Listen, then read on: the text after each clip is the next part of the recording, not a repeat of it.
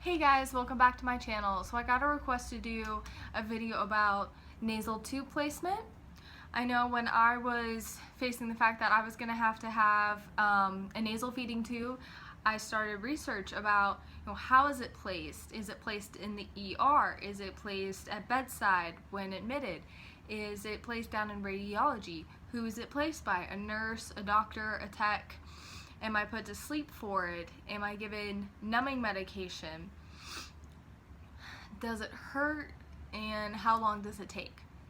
So I'm going to try to answer all of those, but I do want to say this is for my personal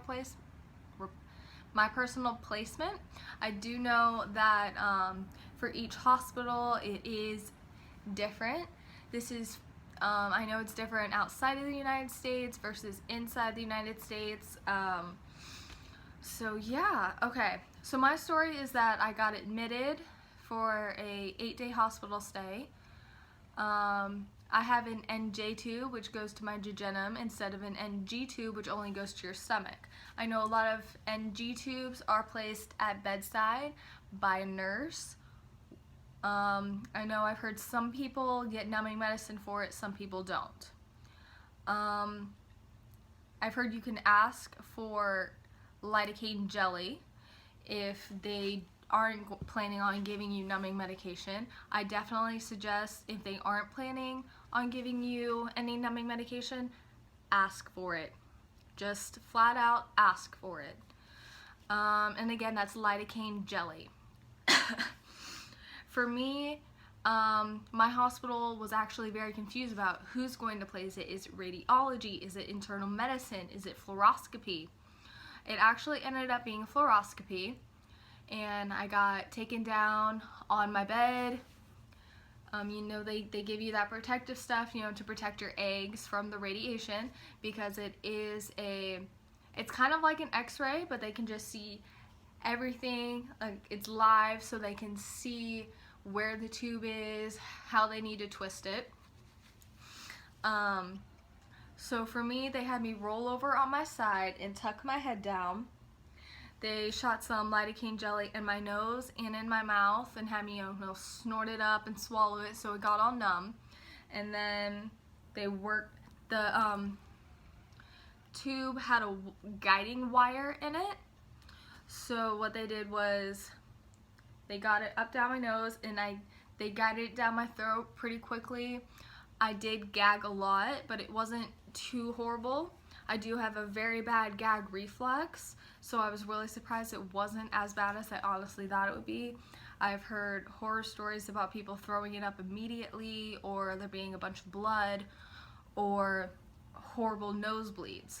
But for me, it really wasn't that bad. The lidocaine really did help, and as long as you keep swallowing, it does help the tube to go down smoother.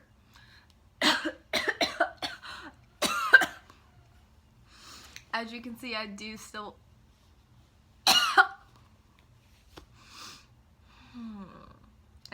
gag on my tube a lot. I could edit that part out because I just want to look pretty on YouTube, but honestly, that's just the real life of having a nasal tube, is that you're gonna gag a lot. You have a tube down your throat and nose 24/7. There is a foreign object in your throat.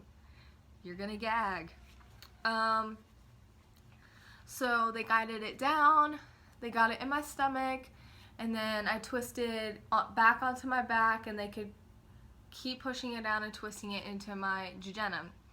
So when they got it in, they flushed some stuff through it to make sure it was working, make sure it wasn't kinked, and then they taped it all up on my nose. I will do a video on different types of tape and how to tape your tube. But okay, so they taped it on my nose. I still had lidocaine all over my face, and then they just sent me back up to my room. So I rested for a while, and then the first few days, I could not talk. It hurt. I choked every single time I talked, or tried to talk.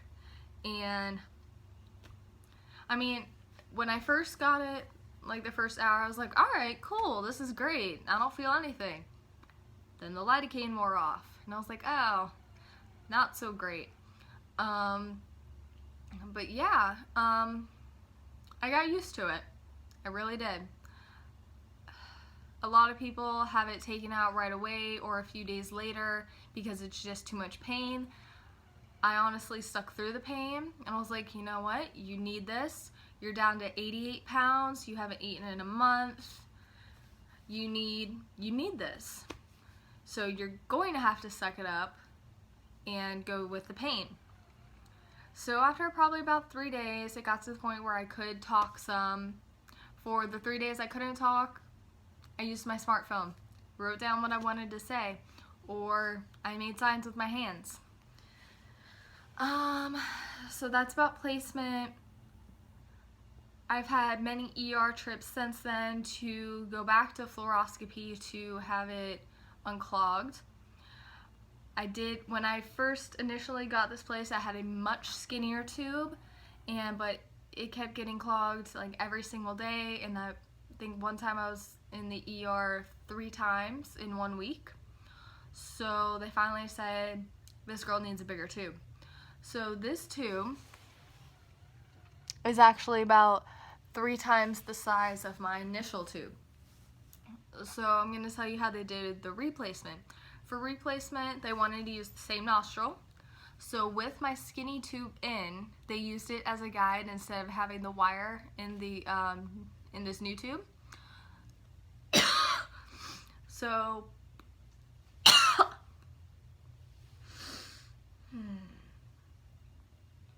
so I got lidocaine jelly again, and with my skinny tube in, they shoved this thick tube in too. So I had the skinny tube in, I had the thick tube in. It was not a pleasant process, but since the fluoroscopist, I hope that's the right word, knew me so well, she knew my anatomy, she's like, all right girl, we got this. I'm shoving it in. You know, I know your anatomy. I can do this much quicker than your initial placement because, you know, I know how far I need to go and all that. So by this time I was used to people tugging and pulling on my tube, and I actually, during my initial placement for the skinnier tube, the fluoroscopist tech didn't show up to help her, so I actually helped place my initial tube because no one else was there to help the fluoroscopist, and I was like, alright, you know, I'm kind of used to being a medical guinea pig, so let me help. It'll distract me from the gagging and the fact that I'm having a tube shoved down my nose and throat. So if that's something you feel like you can do, ask to help. Say, you know, let me hold the tube, or, you know, talk to me while you're doing this about something. So, alright, back to my replacement. So they had both tubes down me, they got the thicker one down to where it needed to be, and then they quickly pulled up the skinnier tube. And then retaped me up, and they flushed it to make sure it worked and it wasn't kinked and it was good to go. So after that, adjustment was harder because it was a much thicker tube. My throat was already used to the skinny tube, and it had its own little comfort spot where it sat in my throat. And then the big tube came along, my throat was like, ugh, no! So that was definitely another adjustment of having a few days of not being able to talk, and then but I mean, again, I'm used to it. However, with the bigger tube, my throat does get sore more often. That's when I discovered the chloroseptic spray, which I talked about in my packing for a vacation video. I will also probably do a video on spooning necessities or tubing necessities. And so yeah, sometimes your tube will shift positions in your throat and it will hurt immensely. What I do for that is just take an anti-inflammatory, let my throat calm down, and then I will be able to shift the position back. What I do for that is I'll pull it out a little bit, push it in, wiggle it around, and it takes a while to get back in position, but it will. You can kind of feel that it's back in position, but your throat will still hurt really badly. But you'll just need to get it taped down really good to where it doesn't budge at all. And then probably after 2 or 3 days, your throat should start to feel better. If it doesn't, please call your doctor or go to the ER. Do not rip your tube out yourself. I almost did that because my throat hurt so bad with this bigger tube one time. It had shifted positions right on hitting up against my vocal cord. I could not talk. I couldn't cry. It hurt so bad. All I wanted to do was scream, and I did almost rip my tube out, but I pushed through 3 days of it and took an anti-inflammatory, and once I got the anti-inflammatory in my system and was able to shift positions some, it did feel a lot better. Now it hurts some during the day, but I use the chloroseptic spray and will occasionally take an anti-inflammatory. I keep cough drops with me at all times. It helps with the gagging on the tube. And that's about it. Normally I don't gag as much, but I do have it not taped right here right now, and I've been making a lot of videos today, so my tube has been jiggling up and down my throat, so I do think that's why I'm gagging so much. I normally do gag throughout the day, but I promise I don't gag this much within 11 minutes normally, but I'm also not talking this much within 11 minutes. So I hope this video helps you. Please feel free to like, share, subscribe, comment. That'd be really great. And if you want to request a video, go ahead. Bye guys.